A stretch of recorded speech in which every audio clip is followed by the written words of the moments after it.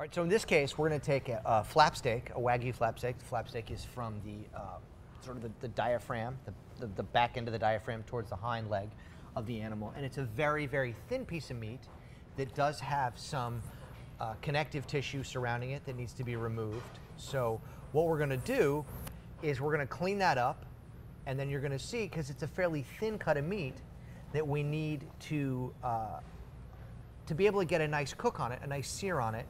We've chosen to stack it. So again, Tommy's taken the silver skin off, which is important because there's no way we could eat that silver skin, cooking the meat the way we'd like to. And he's brushing it with the slurry, and then he's going to put, much like the cod, he's going to put the piece of meat on top of itself.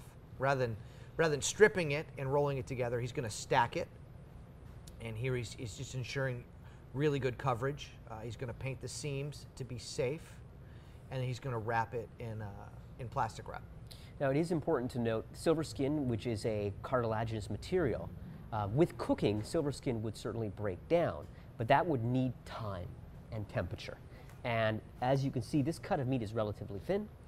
If we were to cook it long enough so that the collagen breaks down into gelatin and gets creamy and juicy that way, by that time, the meat itself would be overcooked, because I believe the desired presentation or preparation of this is not to have a braised meat.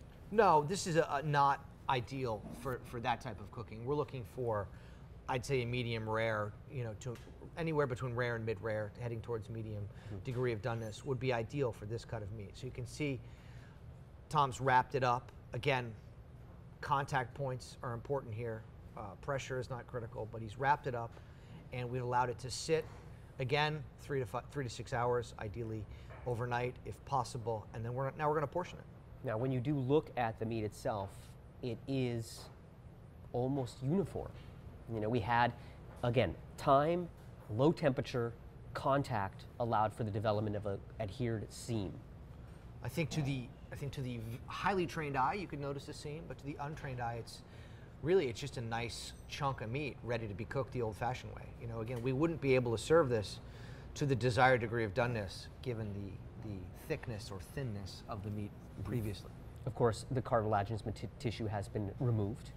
And this allows us, again, we're trying to create a sensory experience. We know where we want to go, but we have to create the environment and the ingredients to allow for that. So you look at that, and again, you can't really see where the top ends and the bottom begins. And I think, again, that's why this product is incredibly useful.